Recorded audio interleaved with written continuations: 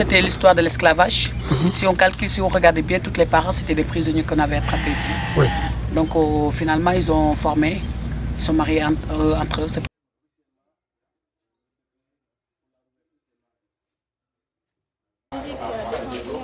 Oui. Mais c'est encore fermé non, au public? Je ne sais pas trop.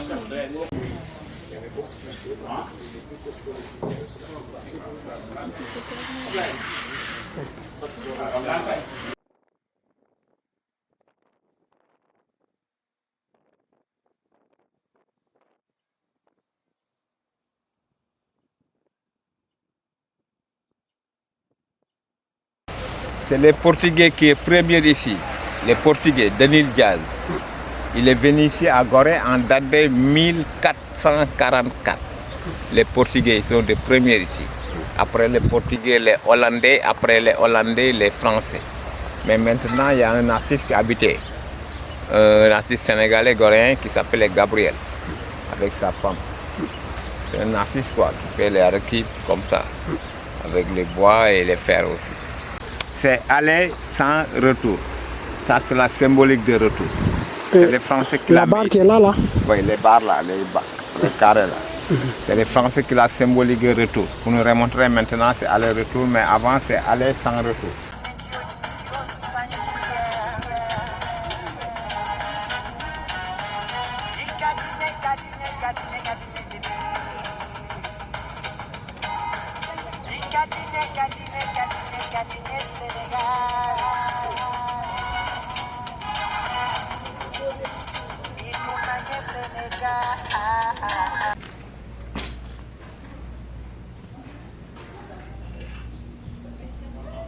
En 1840, il y avait un pirogue qui mettait 300 esclaves. Il voulait partir en Amérique, il a coulé.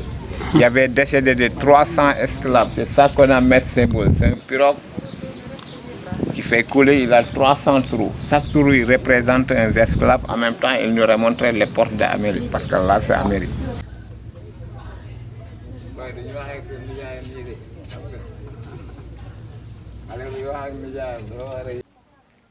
Ça, vous permettez de Ouais. prendre ça. Ouais. Merci.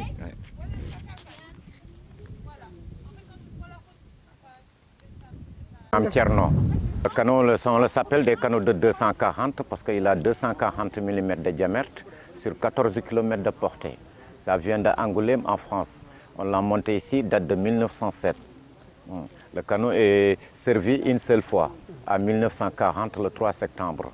Il a coulé une bateau de ravitaillement anglais, il s'appelle Takama. C'est pourquoi ça, la balise rouge que vous voyez, on l'a donné le nom de le bateau de Takama.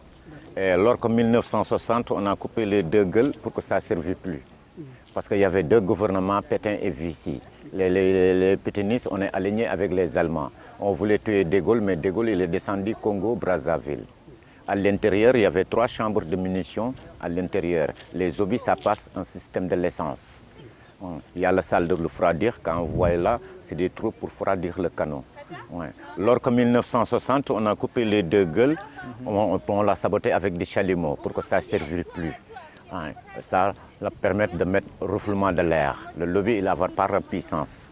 Et on a pris beaucoup de pièces maîtresses, on l'a amené au musée de la guerre en France, c'est valide. Ouais. Ça, on le s'appelle fort chez Michel. Les télémètres, c'est l'autre côté avec la fort portugais. Les Portugais, on a premier découvert l'île de Gorée, un navigateur qui s'appelle Denis Diaz. Il y avait des Hollandais. Les Hollandais, quand on venait, on dit Goutrer. Ça veut dire ici, c'est bien pour coster. Mais les Français, quand on peut venir, on ne peut pas prononcer Goutrer, on dit Gorée. Mais il s'appelle l'île de Palme parce qu'il y avait beaucoup de palmes. Ouais. Donc, Gorée nous fait 300 mètres de large et 900 mètres de long. Superficie 27 hectares, 300 mètres largeur, 900 mètres longueur.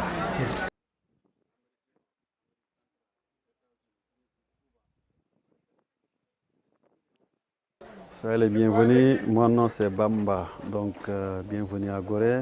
Gorée est petit par sa dimension, mais aussi grande par son histoire avec cette tragédie humaine qui a été l'esclavage pendant 3 siècles et demi. Pendant 3 siècles et demi, il y a beaucoup d'esclaves qu'on ramène ici de toute l'Afrique de l'Ouest, parce que Gorée c'était le point de départ. Parce que si vous regardez les côtes les plus avancées, c'est Gorée, vers les Amériques. C'est pour ça que les côtes sénégalais étaient beaucoup sollicités. 15 à 20 millions d'esclaves émanant de l'Afrique ont quitté Gorée pour les Amériques. Amérique du Nord, Amérique centrale, Brésil, Cuba, et 6 millions sont morts. Donc on avait 28 maisons esclaves à Gorée. Et chaque maison mettait 150 à 200 esclaves. Avec il y a des portes qui donnent sur la mer, qui est dite porte aller sans retour. Une fois que l'esclave a franchi cette porte, c'est adieu l'Afrique, à jamais l'Afrique. Donc 20 millions passent ici, et 6 millions sont morts, privation ou mauvais traitement, 6 millions. Dans la sous-région, il y avait d'autres esclaveries. Il y avait Fort Delmina, il y avait Ouida, il y avait Badagry, il y avait Djamsé en Gambie. Mais après, petit à petit, ils ont vu que Gorée, c'est le centre de transit le plus important de sa position géographique. Donc Gorée nous fait 300 mètres de large et 900 mètres de long. On est 1500 habitants, 1000 musulmans, 500 chrétiens et 2 activités, pêche et tourisme. Sinon la pêche n'est pas très développée. Il y a des autres qui vont à Dakar faire la navette. Et tous les bâtiments, ça date de l'époque des colons. Depuis 1978, c'est classé patrimoine mondial par l'UNESCO. Ce qui fait qu'on n'a pas le droit de casser, mais on peut juste réfectionner. Donc les maisons, on les vend ici très cher. C'est normal parce que c'est un site touristique. Donc, par exemple, une maison, tu peux acheter ça à 325 millions. Ça fait 500 000 euros, donc ça fait cher. Donc, on a 3 couleurs des Européens qu'on a gardées ici à Gorée. Jaune portugais, rouge hollandais et blanc c'est français. Et à Gorée, il y a la maison esclave à voir. Aussi, il y a le canon là-bas pour défendre cette île. Il y a aussi le musée historique, c'est ça qu'on visite à Gorée. Et permettez-moi de vous souhaiter encore la bienvenue à Gorée. Merci. D'accord. Monsieur Ebamba, Oui. comment vous vivez ici? Comment se passe la cohabitation entre chrétiens, musulmans et tout? Et nous apprenons également qu'il n'y a pas de cimetière. Expliquez-nous tout ça, comment ça se passe. Donc, oui, à Gorée, il n'y a pas de cimetière parce qu'on n'a pas d'espace pour faire cimetière. C'est pour cela, à l'époque des esclaves, si quelqu'un tombe malade ou bien meurt, on le donnait aux requins. Et on vit ici à parfaite harmonie, musulmans et chrétiens. Ce n'est pas comme ce qui se passe dans les autres pays. Par exemple, musulmans et chrétiens, ils se marient même entre eux. Donc on dit que tous les Noëls, tout le monde est catholique. Et toutes les fêtes des musulmans, tout le monde est musulman. On partage même la nourriture. Donc on n'a pas ce problème. Donc c'est ça. D'accord. Merci. L'autre aspect que j'allais vous demander ici, Gorée est rattaché directement à quel arrondissement de Dakar? Donc Gorée c'est une commune d'arrondissement. Il y a un maire même. Le maire c'est le président de la fédération de l'équipe nationale de football du Sénégal. Donc c'est une commune.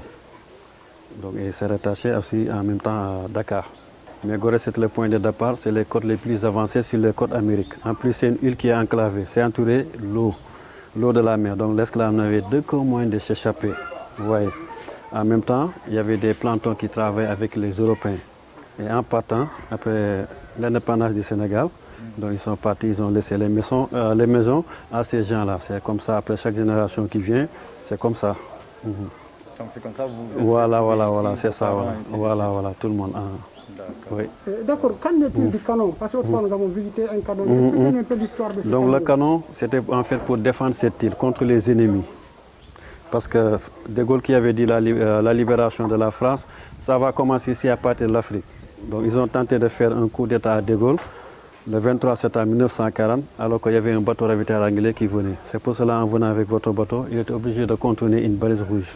C'est pour éviter un ravitailleur anglais qui a été bombardé par le canon. C'était le 23 septembre 1940. Donc c'est l'armée de Vichy et les pétinistes qui se faisaient la guerre. Donc c'est à ce moment qu'on a bombardé ce navire. Le navire est toujours là-bas. Alors que De Gaulle n'était pas à bord, il était descendu à Congo-Brazzaville. Donc ça s'est passé comme ça pour le canon. Merci.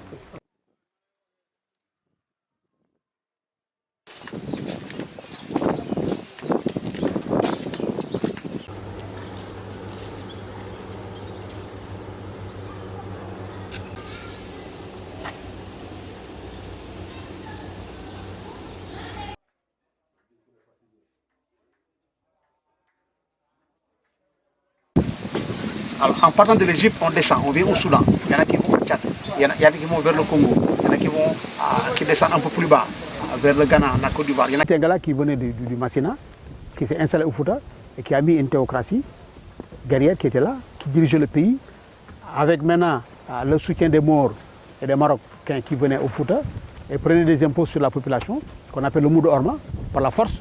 Alors le Fouta était divisé. Ce qui me fait mal, c'est le manque de respect de notre patrimoine déjà.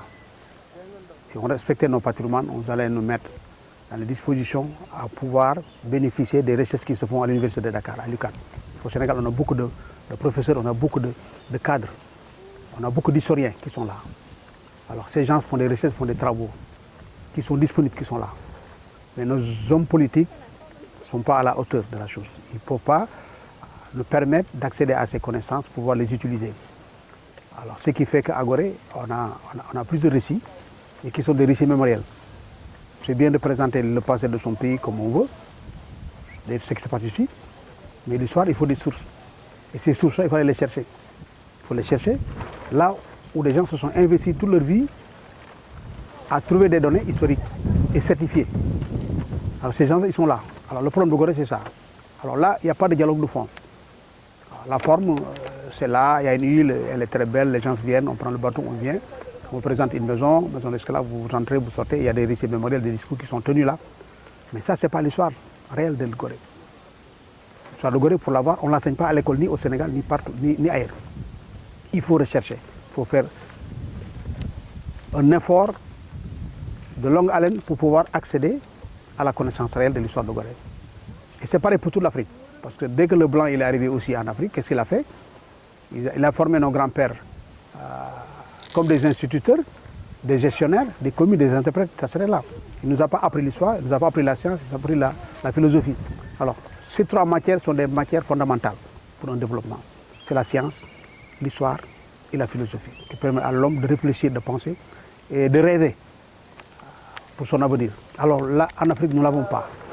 Alors ça me fait mal parce qu'on a une jeunesse qui est prête, qui est là, on a un taux de natalité très élevé et c'est dommage, nous sommes dans la pauvreté, mais une pauvreté d'ignorance. Nous ne savons pas ce qui s'est passé chez nous, nous ne connaissons pas notre passé. Alors ça nous handicape dans tous les domaines. D'accord. Et vous, en tant que doyen, qu'est-ce que vous proposez comme remède ou quel est le projet que vous avez vraiment autour de ça pour mettre l'Afrique sur Pour le remède, elle est d'abord par nous et pour nous-mêmes. Il faut que nous engageons à nous battre, quitte à perdre beaucoup de vies. L'avenir de l'Afrique, de nos enfants, de nos petits-fils, en vaut le coup. Pour faire quoi? Pour faire comprendre aux Africains qu'il y a un dialogue de fond qu'il faut sortir. Parce qu'une civilisation qui n'est pas capable de régler les problèmes que suscite son fonctionnement est une civilisation en décadence. Ça, M. César l'a dit, et c'est vrai pour nous tous. Nos problèmes, on ne peut pas les régler parce que nous méconnaissons beaucoup de choses de nos passés, ce qui fait qu'on est incapable de régler nos problèmes. Chaque fois, il faut aller chercher les solutions ailleurs. Il n'y a pas de solution miracle pour nous. Les solutions sont dans nos problèmes, parce que dès que nous les étudions, nous les savons. Moi, en tant qu'humain mortel, il ne me reste pas beaucoup de jours à vivre. À Gorée, dès que j'ai fait ce constat, je me suis consacré à faire des recherches pour pouvoir offrir aux gens des données historiques. Alors, je l'ai fait, j'ai tout fait pour devenir légal, c'est-à-dire avoir une carte de guide, faire venir des gens de Gorée en parler tout le temps. Et je me dis que ça, c'est insuffisant. Parce que ceux qui viennent en Gorée en majorité, c'est les touristes, les Toubabs, et certaines personnes un peu nantis qui viennent, parce qu'ils ont un moyen, ils viennent à Gorée, ils font la visite normalement. Mais la jeunesse réelle ne vient pas ici à Gorée. Parce que les jeunes sont dans les lycées, dans les écoles. Ils n'ont pas les moyens de faire ce voyage, de quitter la Guinée, prendre l'avion ou le bateau ou la voiture, venir ici, passer 2 jours au jour à comprendre l'histoire de Gorée. Ce n'est pas possible. Et ce n'est pas dans le programme scolaire. Alors de là, j'ai pensé à un projet qu'on appelle Gorée va à l'école, qui consiste à mettre en place des données historiques à la disposition des jeunes et des enfants, à travers une exposition, projection de films, sur des papiers A3 plastifiés qu'on va exposer dans des écoles. Et les enfants vont venir voir, et moi je fais les commentaires. Avec l'accord des autorités, ces enfants pourront comprendre beaucoup de choses par rapport à nos résistants, nos parents qui sont morts parce qu'ils voulaient sauver l'Afrique, ils voulaient défendre l'Afrique. Le blanc les a consacrés. Et aussi nos passés. L'Afrique c'était quoi avant l'arrivée des blancs? On était super développés. On avait des cultures, on avait tout ce qu'on voulait. On était sur une voie de composition, de population, de nations qui était en route. Et ça allait aboutir à un grand peuple. Mais on nous a empêché ça parce qu'il y a eu des ruptures. Et ces ruptures, c'était quoi? C'était la traite des Noirs et la colonisation, qui continue jusqu'à présent avec la domination des Européens, qui exploitent nos pays, qui pillent nos richesses et qui nous empêchent même de nous connaître nous-mêmes. Parce qu'ils nous ont mis en place un programme scolaire qui n'est pas dans nos intérêts, qui ne va pas avec nos réalités.